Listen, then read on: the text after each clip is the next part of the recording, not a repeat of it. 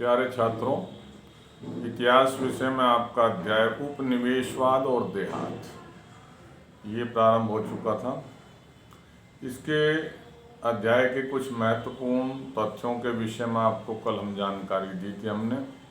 आज उससे उसी क्रम में आगे की तरफ जो भी उससे आगे जो भी जानकारी है वो आपको दी जा रही है, तो सभी छात्र वीडियो को ध्यानपूर्वक सुनेंगे। 19वीं शताब्दी में औपनिवेशिक शासन में शामिल किए गए क्षेत्रों में नए राजस्व बंदोबस्त लागू किए गए। भाई, बम्बई दक्कन में पहला राजस्व बंदोबस्त सन 1820 के दशक में लागू किया गया था। सबसे पहला बंदोबस्त है भाई राजस्व बंदोबस्त बम्बई दक्कन में लागू हुआ। और कब हुआ, कौन से सन में? 1820 में हुआ। ब्रिटेन द्वारा भारत को एक देश माना गया जो संयुक्त राज्य अमेरिका से कपास की आपूर्ति बंद हो जाने की स्थिति में लंकाशायर को कपास दे सकता था। सन 1862 तक ब्रिटेन के आयात की कपास का 90% भाग भारत से ही जाता था। 1862 तक ब्रिटेन से जो भी आयात होती थी कपास, उसका 90% भाग भारत से जाता था। सन 1859 में अंग्रेजों द्वारा एक परिसीमन कानून लागू किया गया। इस कानून का उद्देश्य लंबे समय तक ब्याज को संचित होने से रोकना था, परंतु जो सूदखोर थे, ब्याजखोर थे, उन्होंने इस कानून में भी हेरा फेरी कर इसे अपने पक्ष में कर लिया।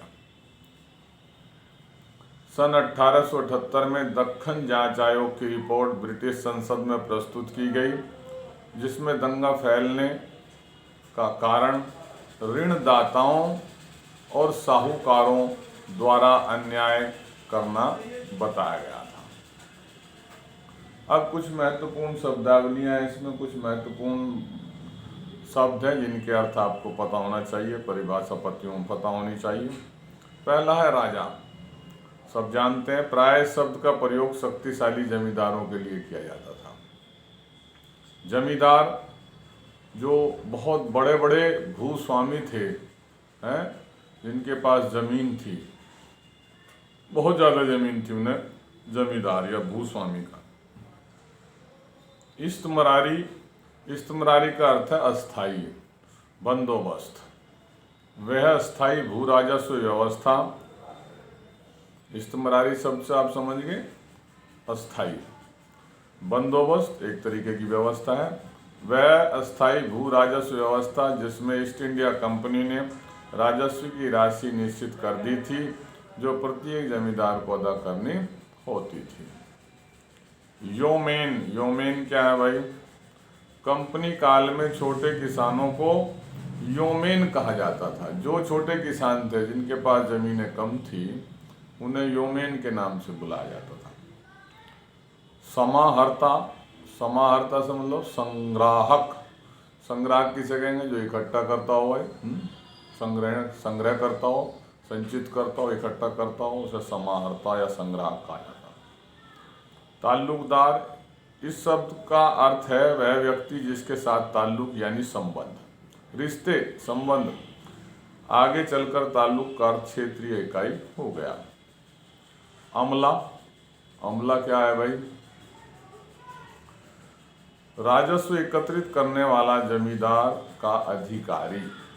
जो राजस्व इकट्ठा करता था, जमींदार अपना एक व्यक्ति निश्चित करता था, जो राजस्व इकट्ठा करता था, उसे जो है अमला बोला जाता था, उस अधिकारी को। लठियाल, वह व्यक्ति जिसके पास लाठी अथवा डंडा हो, उसे लठियाल कहा गया।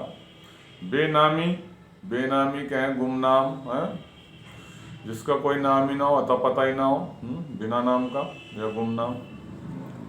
दामिन ए कोहो क्या है भाई? सन 1832 में संथालों को अस्थायी रूप से बसाने के लिए जमीन के बहुत बड़े भाग को संथालों के लिए सीमांकित किया गया। इसे ही दामिन ए कोहो कहा गया। दिकु क्या है भाई? यह शब्द जनजातीय क्षेत्रों में प्रवेश करने वाले बाहरी व्यक्तियों के लिए प्रयोग किया गया। तो ये कुछ शब्द थे, कुछ परिभाषाएं थी जिनके विषय में आपको जानकारी होना जरूरी है। अब मैं कुछ तिथियों की बात करूंगा, और ये तिथियां आपके इतिहास में आती भी हैं भाई, बोर्ड परीक्षा में 10 नंबर की। इन सन में, इन तिथियों में क्या घटनाएं घटित हुई आपको लिखनी होती हैं, वहाँ केवल तिथियां लिखी हुई आती हैं। जैसे लिख दिया 1765, क्या हुआ था भाई? ईस्ट इंडिया कंपनी ने इलाहाबाद की संधि के द्वारा बंगाल की दीवानी के अधिकार प्राप्त कर लिए।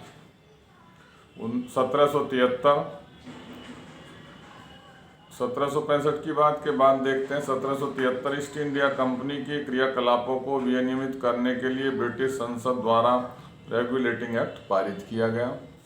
1793 बंगाल में इस्तिमरारी बंदोबस्त लागू किया गया, अस्थायी बंदोबस्त की व्यवस्था हुई।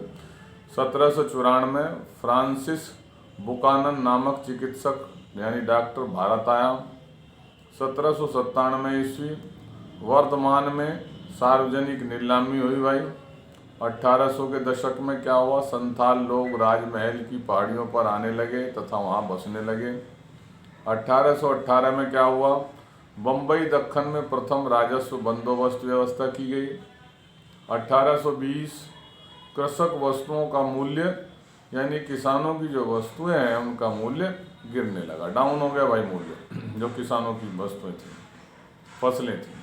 1840 से 1850 बम्बई दक्कन में कृषि विस्तार की धीमी प्रक्रिया हो गई, और 1855 से 56 संथालों का विद्रोह हुआ।